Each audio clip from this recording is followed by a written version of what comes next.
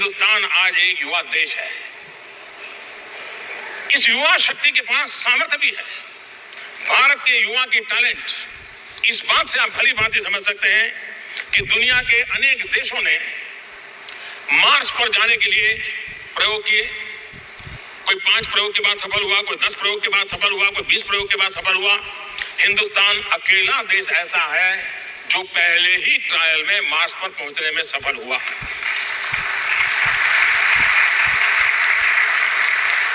लेकिन अब ज्यादा ताली एक और बात पर आपको बजानी पड़ेगी, और वो ये है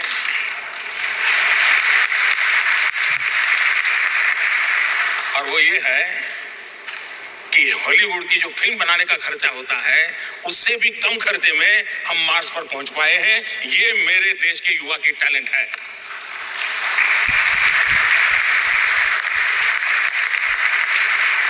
human resource development, skill development, ये हमारी प्राथमिकता है। स्किल इंडिया, और हम उस न्यू इंडिया की ओर देखते हैं जहां मैं जॉब सीकर तैयार करना नहीं चाहता हूं। मैं ऐसी पीढ़ी तैयार करना चाहता हूं जो जॉब क्रिएटर हो। मैं ऐसे नौजवानों की फोर्स तैयार करना चाहता हूं जो दुनिया की जो रिक्वायरमेंट है उस रिक्वायरमेंट को पूर्ण करने वाले सामर्थ्य के साथ मेरे देश के नौजवान उस प्रकार से उनका डेवलप। और मैं इसलिए विश्व के स्किल डेवलपमेंट क्षेत्र में काम करने वाले, ह्यूमन रिसोर्स डेवलपमेंट क्षेत्र में काम करने वाले उन सबको निमंत्रित देता हूं कि आइए 800 मिलियन 35 से नीचे की उम्र का यूथ जो ग्लोबल रिक्वायरमेंट को पूरा करने की पूरी सामर्थ्य रखता है। और भारत की पहचान आईटी के कारण है, लेकिन आईटी से भी ज्यादा अनेक क्षेत्रों में भारत का नौजवान आज विश्व को बहुत कुछ दे सकता है। और मैं इसके लिए भी मैं आप सबको निमंत्रण देता हूं।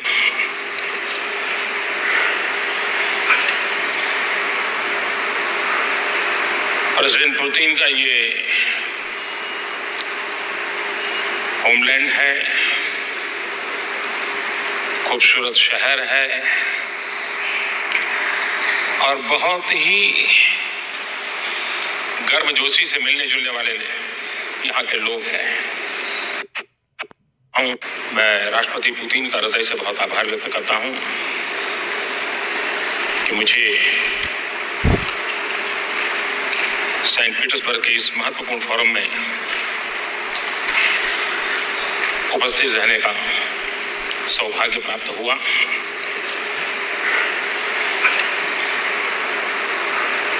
प्रेसिडेंट पुतिन का ये होमलैंड है, खूबसूरत शहर है और बहुत ही गर्मजोशी से मिलने जुलने वाले यहाँ के लोग हैं।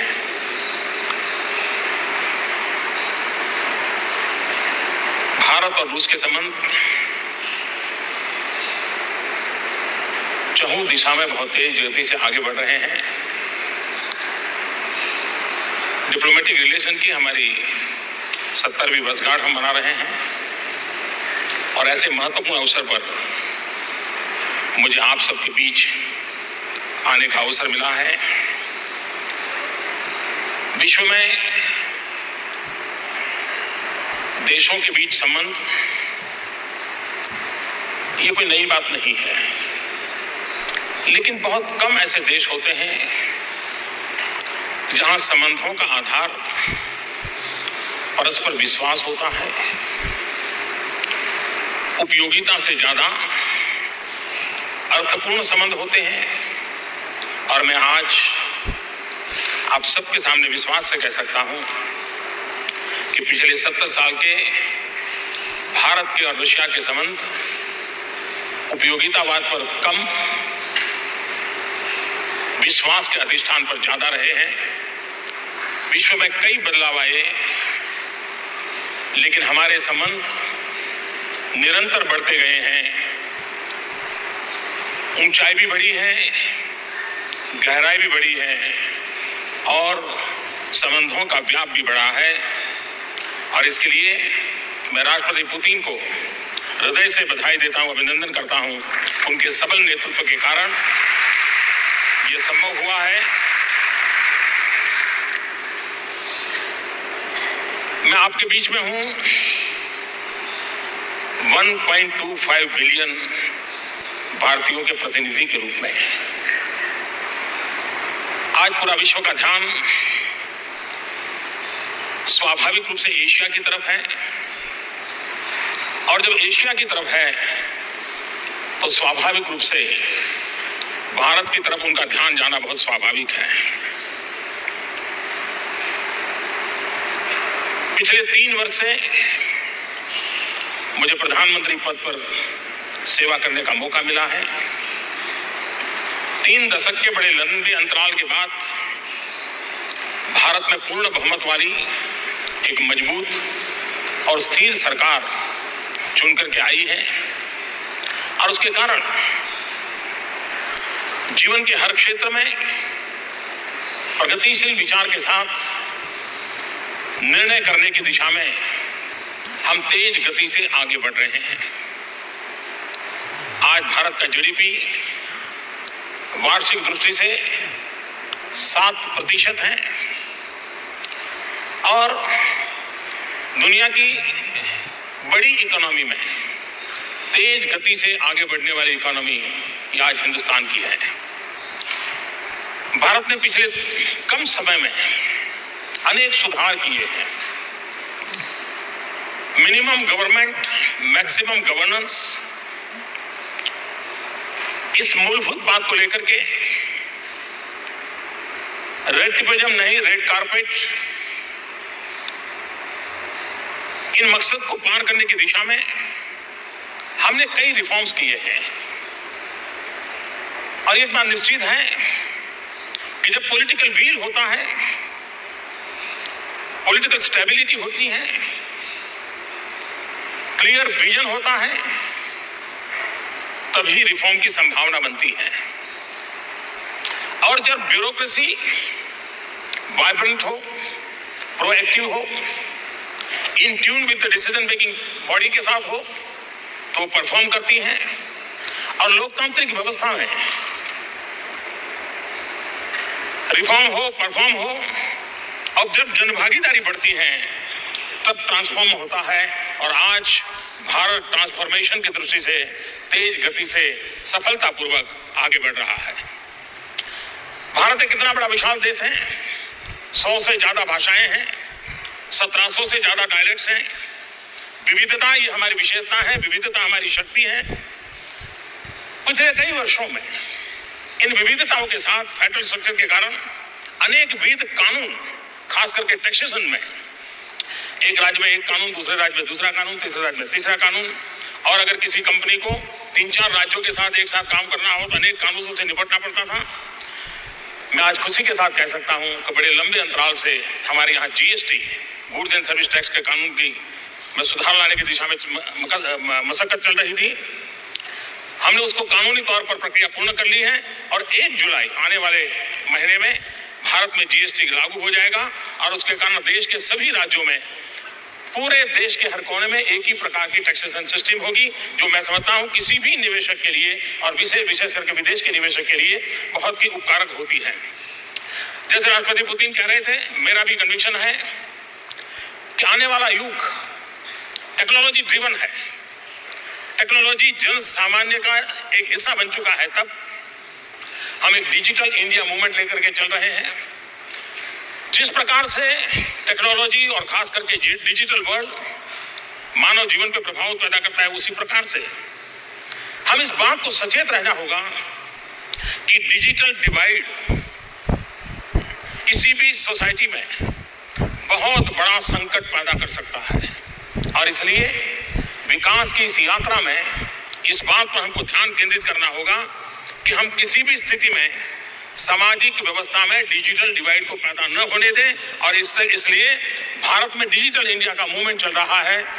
भारत के सामान्य से सामान्य व्यक्ति को उसका लाभ मिले। भारत ने फाइनेंशियल इंक्लूजन के लिए एक बहुत बड़ा बल दिया है। हिंदुस्तान का गरीब से गरीब व्यक्ति भी अर्थव्यवस्था की मूल धारा में हो, और उसके लिए फाइनेंशियल इंक्लूजन के इस काम के तहत हमने प्रधानमंत्री जन धन योजना के तहत हर हिंदुस्तानी को बैंक व्यवस्था से जोड़ना, टेक्नोलॉजी का उपयोग करते हुए हमने biometric identification of each and every citizen, उस पर हमने बड़ा सफलतापूर्वक काम किया है। और उसके कारण हम क्वालिटी ऑफ लाइफ में चेंज लाने के लिए सरकार के निर्णयों के, राष्ट्र के विकास के, आर्थिक प्रगति के सारे लाभ गरीब से गरीब व्यक्ति को पहुंचे, इसके लिए जेम योजना को लेकर के आगे बढ़ रहे हैं। Jan Dhan, that is about the financial inclusion, Aadhaar, that is the biometric identification, and M for mobile governance, and that represents the digital world. इस जेम योजना के तहत आर्थिक विकास का लाभ गरीब से गरीब व्यक्ति को कैसे मिले, उस दिशा में हम काम कर रहे हैं। हमारी सरकार बनने के बाद हमने निर्णय, जब मिनिमम गवर्नमेंट मैक्सिमम गवर्नेंस की बात करते हैं, तो हमने एक निर्णय ये भी किया कि कानूनों की जान कैसे कम की जाए। और आपको खुशी होगी कि मेरी सरकार को अभी 1100 दिन नहीं हुए हैं, लेकिन अब तक हमने करीब 1200 से भी ज्यादा कानून हमने खत्म कर दिए हैं, जिन कानूनों की आज के समय में आवश्यकता नहीं थी। ये रिफॉर्म की दिशा में एक महत्वपूर्ण हमारा कदम रहा है। भारत ग्लोबल बेंचमार्क को लेकर के आगे बढ़ना चाहता है।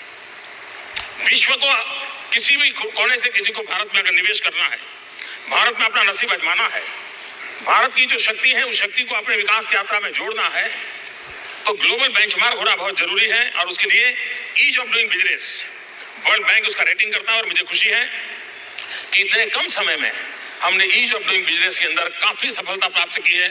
आपको जानकर के प्रसन्नता होगी कि 3 साल के भीतर ईज ऑफ डूइंग बिजनेस को टारगेट बनाते हुए हमने करीब 7000 नए रिफॉर्म्स किए हैं फेडरल गवर्नमेंट में। हमारे यहाँ स्टेट गवर्नमेंट के अंदर रिफॉर्म जो किए हैं वो अलग है। कोई एक सरकार 3 साल के अल्पकाल में 7000 से ज्यादा इनिशिएटिव ले, डिसीजन ले और रिफॉर्म करे, ये अपने आप में एक बहुत बड़ी घटना है। और मैं अगर इसको राज्यों के रिफॉर्म्स को जोड़ दूं तो वो शायद कहीं और बहुत बड़ा आंकड़ा पहुंचेगा। और उसका परिणाम वर्ल्ड बैंक ने भी ease of doing business ranking में हमारी परिस्थितियों को सुधार किया है।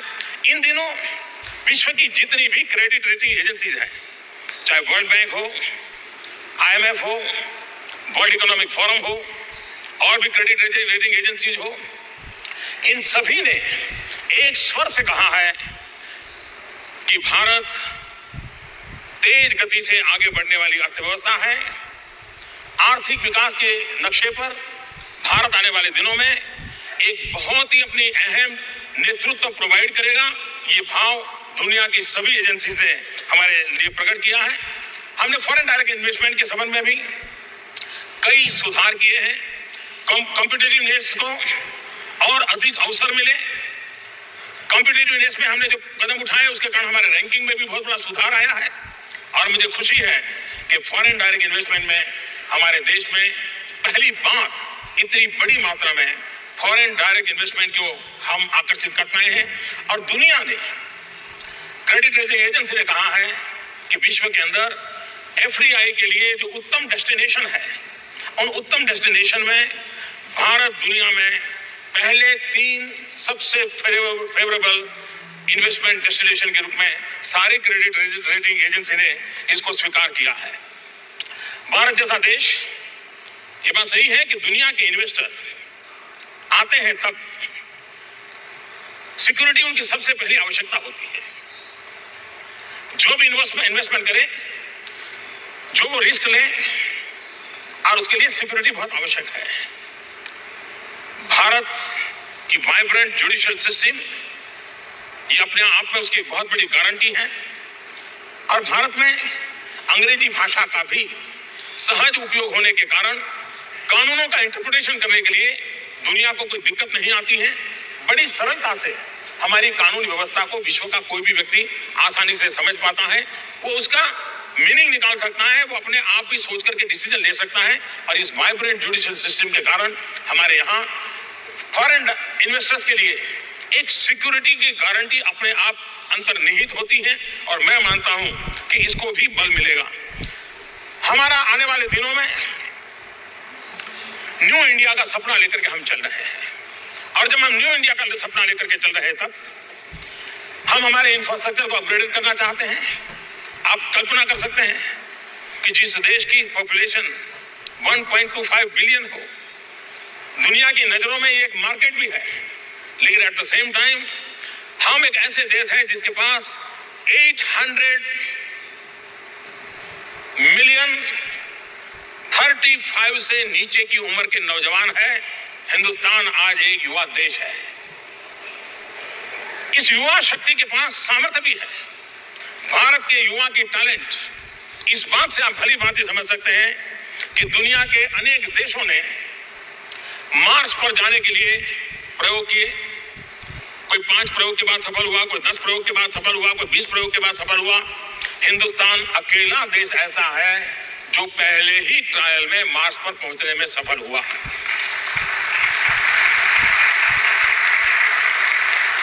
लेकिन अब ज्यादा ताली एक और बात पर आपको बजानी पड़ेगी, और वो ये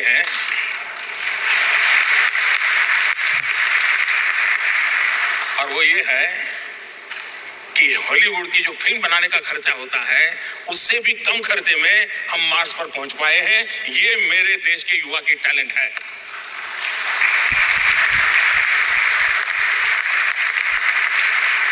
human resource development, skill development, ये हमारी प्राथमिकता है। स्किल इंडिया, और हम उस न्यू इंडिया की ओर देखते हैं जहां मैं जॉब सीकर तैयार करना नहीं चाहता हूं। मैं ऐसी पीढ़ी तैयार करना चाहता हूं जो जॉब क्रिएटर हो। मैं ऐसे नौजवानों की फोर्स तैयार करना चाहता हूं जो दुनिया की जो रिक्वायरमेंट है, उस रिक्वायरमेंट को पूर्ण करने वाले सामर्थ्य के साथ मेरे देश के नौजवान उस प्रकार से उनका डेवलप। और मैं इसलिए विश्व के स्किल डेवलपमेंट क्षेत्र में काम करने वाले, ह्यूमन रिसोर्स डेवलपमेंट क्षेत्र में काम करने वाले उन सबको निमंत्रित देता हूं कि आइए 800 मिलियन 35 से नीचे की उम्र का यूथ जो ग्लोबल रिक्वायरमेंट को पूरा करने की पूरी सामर्थ्य रखता है। और भारत की पहचान आईटी के कारण है, लेकिन आईटी से भी ज्यादा अनेक क्षेत्रों में भारत का नौजवान आज विश्व को बहुत कुछ दे सकता है। और मैं इसके लिए भी मैं आप सबको निमंत्रण देता हूं। भारत विकास की यात्रा में 3 प्रमुख पहलुओं पर बल दे रहा है, क्योंकि हमारा देश गांवों का देश है। बहुत तेजी से अर्बनाइजेशन हो रहा है। अर्बनाइजेशन के लिए हमें मोस्ट मॉडर्न इंफ्रास्ट्रक्चर की आवश्यकता है। 50 से ज्यादा शहरों में मेट्रो ट्रेन नेटवर्क की आवश्यकता है। Solid waste management, waste water treatment, 500 से ज्यादा बड़े शहर जिसकी जनसंख्या 5 लाख 10 लाख से ज्यादा है, ऐसे 500 शहर, उनका ट्रांसफॉर्मेशन करने के लिए हमें इस प्रकार के इंफ्रास्ट्रक्चर को निर्माण करना है। हमारे यहाँ रेल नेटवर्क दुनिया का 2nd लार्जेस्ट रेल नेटवर्क है, और प्रतिदिन मेरे देश में करीब 2.5 करोड़ लोग रेल के डिब्बे में होते हैं। दुनिया के कई देशों की जनसंख्या से ज्यादा लोग मेरे यहाँ रेल के डिब्बे में सफर करते हैं। इतनी बड़ा रेल नेटवर्क है। मुझे उस रेल नेटवर्क को एक्सपांड करना है, उसको अपग्रेड करना है, टेक्नोलॉजिकली अपग्रेड करना है, सेफ्टी की दृष्टि से उसको मोस्ट मॉडर्नाइज करना है। तो एक प्रकार से इंफ्रास्ट्रक्चर के क्षेत्र में भी बहुत बड़ी संभावना है। हमने क्लीन इंडिया मूवमेंट चलाया है। न्यू इंडिया के अंदर मेरी जो क्लीन इंडिया मूवमेंट है, उसमें एक 2500 किलोमीटर लॉन्ग गंगा रिवर, उस गंगा की सफाई, यूरोप के कई देश हैं जिन्होंने इसमें काफी महारत हासिल की है। उस गंगा की सफाई के बड़े अभियान में हम आधुनिक इन्वेस्टमेंट चाहते हैं, हम टेक्नोलॉजी चाहते हैं। दुनिया को एक नया अवसर देने के लिए हमारे पास व्यवस्थाएं तैयार हैं। मैं आप सबको निमंत्रण देता हूं। हमारे विकास के अंदर 3 पहलुओं पर हम बल देते रहे हैं। 1/3 agriculture, 1/3 manufacturing and 1/3 service sector. और जब मैं 1/3 एग्रीकल्चर सेक्टर कहता हूं, तब मैं बीज से लेकर के बाजार तक टेक्नोलॉजिकल इंटरवेंशन की कल्पना करके काम करता हूं। मैं यील्ड कैसे बढ़े, हमारी प्रोडक्शन क्वालिटेटिव कैसे बढ़े, और साथ साथ दुनिया होलिस्टिक हेल्थ केयर की ओर ध्यान दे रही है, तब हम ऑर्गेनिक फार्मिंग को बल देने की दिशा में प्रयास कर रहे हैं, और उसमें तेज गति से हम आगे बढ़ रहे हैं। फूड प्रोसेसिंग, आने वाले नवंबर महीने में हम एक ग्लोबल लेवल की समिट कर रहे हैं फूड प्रोसेसिंग के लिए। भारत में वैल्यू एडिशन के लिए बहुत सारी संभावना है। आज यहाँ पर उस क्षेत्र में जुड़े हुए लोगों से मेरा निमंत्रण है कि फूड प्रोसेसिंग के क्षेत्र में आप आइए।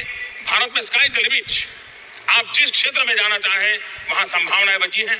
मैन्युफैक्चरिंग सेक्टर में हम मेडिकल डिवाइस मैन्युफैक्चरिंग में भारत में हम बल देना चाहते हैं, क्योंकि हमारी हेल्थ सेक्टर को हम गरीबों को सस्ते में दवाई कैसे, आरोग्य की सेवाएं उपलब्ध कैसे हो।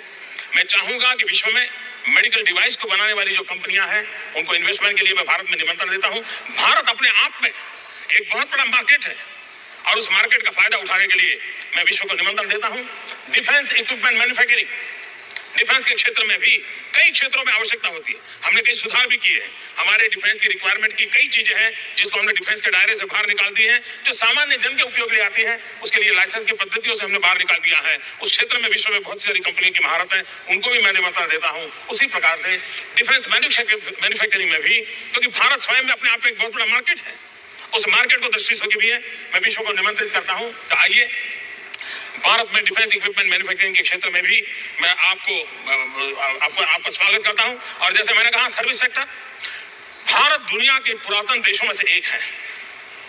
5000 साल पुराना बंदर अगर कहीं देखना है, सी पोर्ट देखना है, तो हिंदुस्तान में है।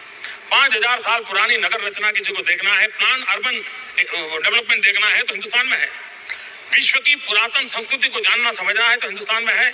और हम टूरिज्म को बढ़ावा देना चाहते हैं, हॉस्पिटैलिटी इंडस्ट्री को बढ़ावा देना चाहते हैं, सर्विस सेक्टर के लिए हम इसको बढ़ावा देना चाहते हो। और जब मैं रशिया की धरती पर हूं, तब बॉलीवुड रशिया के घर घर में फेमस है। राज कपूर को तो शायद रशिया में कोई ऐसा नहीं होगा, नई पीढ़ी का भी ऐसा नहीं होगा जो भारत की बॉलीवुड की फिल्मों को नहीं जानता होगा। हमारी रीजनल फिल्में भी इतनी ताकतवर है, और उसके लिए भी एक प्रकार से सर्विस सेक्टर का बहुत बड़ा स्कोप मेरे देश के अंदर है। हम मैन्युफैक्चरिंग के क्षेत्र में काम कर रहे हैं, तब भारत की अपनी एक विशेषता रही है, भारत की अपनी एक सांस्कृतिक विरासत रही है। और भारत की सांस्कृतिक विरासत ये है, हम ये हमारा कन्विक्शन है। 5000 साल पुराने जो शास्त्र हमारे यहाँ मौजूद है, वेद के नाम से जो जानते हैं, उसमें एक वेद अथर्ववेद पूरी तरह नेचर को डेडिकेटेड है, पर्यावरण को डेडिकेटेड है। 5000 साल पहले लिखा गया, और उन इथोस को लेकर के हम चल रहे हैं। और इसलिए पर्यावरण की रक्षा हम ये मान करके चलते हैं, exploitation of the nature is a crime, ये हमारे चिंतन का हिस्सा है। और इसलिए हम एक्सप्लॉइटेशन ऑफ नेचर उसको स्वीकार नहीं करते। हम मनुष्य को मिल्किंग ऑफ द नेचर से ज्यादा हमें हक नहीं है। और इसलिए हम हमारे मैन्युफैक्चरिंग सेक्टर में जीरो डिफेक्ट, जीरो इफेक्ट, जब मैं कहता हूं जीरो डिफेक्ट, बेंचमार्क हमारे ग्लोबल होने चाहिए ताकि उसमें कोई डिफेक्ट ना हो, उस प्रकार का हमारा निर्माण हो। और जीरो इफेक्ट मैं कहता हूं, हमारी मैन्युफैक्चरिंग की कोई भी प्रक्रिया ऐसी ना हो जो एनवायरमेंट पर इफेक्ट करती हो, एनवायरमेंट का प्रोटेक्शन होता हो। उन बातों को लेकर के हम कर रहे हैं। और आपको जानकर के खुशी होगी, हिंदुस्तान में आज जो ट्रेडिशनल एनर्जी के सोर्सेज है, उस पर काम से ज्यादा रिन्यूएबल एनर्जी के क्षेत्र में इन्वेस्टमेंट हो रहा है। हमने 2022 में 175 गीगावाट रिन्यूएबल एनर्जी, और उसमें भी मैं न्यूक्लियर को नहीं गिनता हूं, हम solar, wind, biomass, hydro, 175 gigawatt, ये कितना बड़ा टारगेट है, दुनिया को एक बहुत बड़ा न्योता है। क्योंकि हम पर्यावरण की रक्षा को लेकर के एक जिम्मेवारी के साथ काम करने वाले देश के रूप में आगे बढ़ रहे हैं।